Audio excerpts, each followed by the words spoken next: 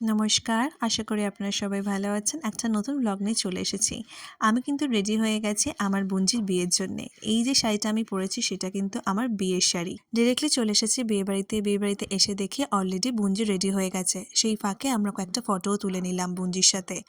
আর তারপরেই বর চলে এলো। বর এসে গেছে অলমোস্ট ৮টা নাগাদ। বাপুদা আবার আরেকবার দেবো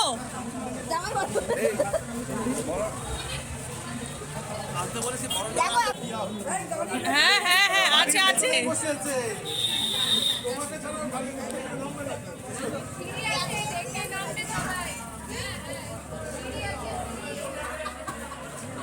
বরকে দেখবে বলে দেখুন সবাই দাঁড়িয়ে পড়েছে এখানে।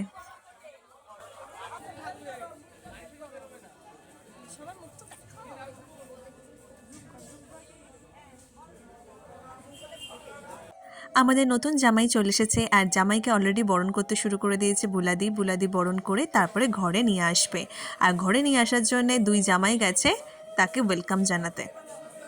তারপর আমার বোনজির আশীর্বাদ পর্ব শুরু হয়েছে। প্রথমে আগে ছেলের বাড়ির সবাই আশীর্বাদ করলো, তারপর আমাদের বাড়ির সবাই গুরুজনরা আশীর্বাদ করলো। গোধূলি লগ্ন বলে বড় কিন্তু অলরেডি বসে গেছিল বিয়েতে। বিয়ে বসার পরে তারপর বর এখানে দাঁড়িয়ে পড়েছে শুভ দৃষ্টির জন্যে। আর পিড়ি করে বুঞ্জিকে আনতে গেছে জামাই আর দাদারা মিলে।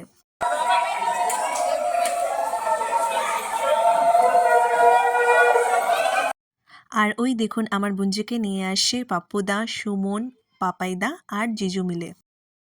তারপরেই তো আবার শুরু হলো ৭ পাক ঘোরা বরের চারপাশে।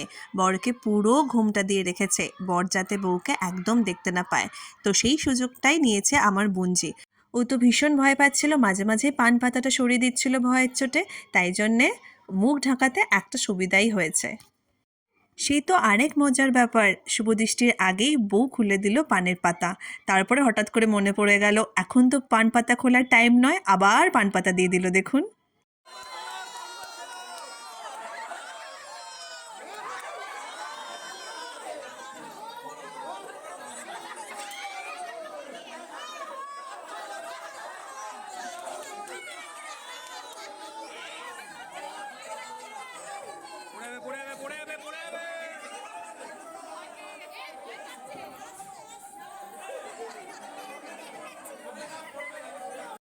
এই ছিল সেই বর বউ কে বড় সেটা দেখার পালা।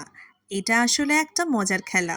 আর এই খেলাতে কিন্তু দুজনেরই জিত হয়েছে একসাথে, দুজনেই মালা পরিয়েছে একসাথে। ফটোগ্রাফির জন্য আরেকবার শ্যুট করলো শুভদৃষ্টি। শুভদৃষ্টিটা অত ভালো করে হলো না, কারণ হচ্ছে তখন তো পিঁড়ির উপরে ছিল, সবাই একটু ভয়তেও ছিল যদি পড়ে যায়।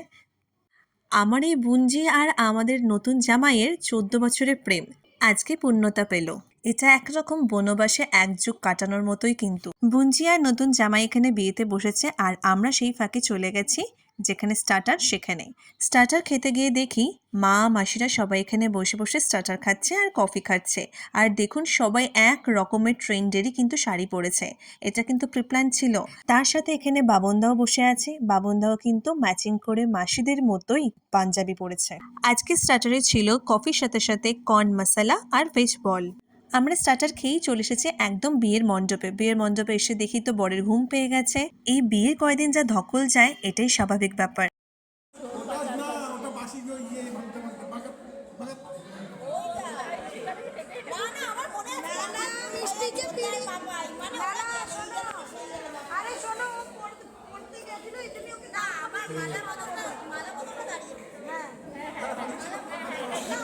বুঞ্জির বিয়ের রিচুয়ালস থেকেই সবাই সবার বিয়ের কথা মনে পড়ে গেছে আর সবাই সেটা আলোচনা করছে কার কিভাবে বিয়ের পিঁড়ি ধরা হয়েছিল। এখানে মা মাসিরা বিয়ের মণ্ডপের সামনে বসে বসে বিয়ে তদারকি করছে আর আমরা সেই আনন্দে কিন্তু সামিল নিচ্ছিলাম।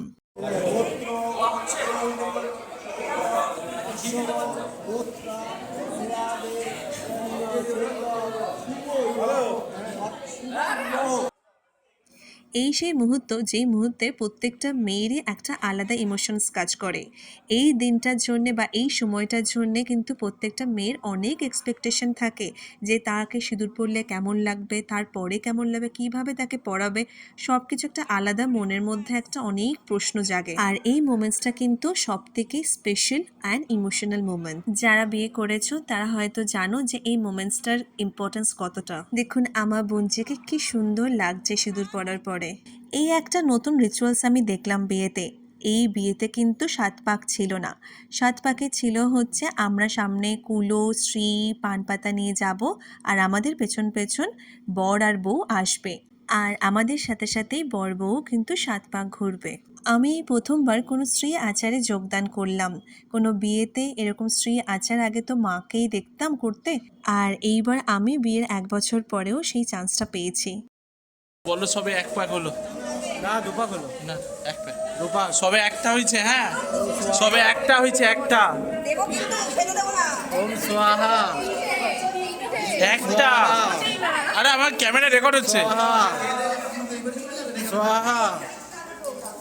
বিয়ের সব রিচুয়াল শেষ করে আমরা চলে এসেছি একদম ডিনার টেবিলে। আমাদের সাইডের টেবিলেই কিন্তু পাপ্পুদার মিষ্টি বসেছে আর পেছনের টেবিলে বাবা, পুনিদি, বৌদি সবাই বসেছে।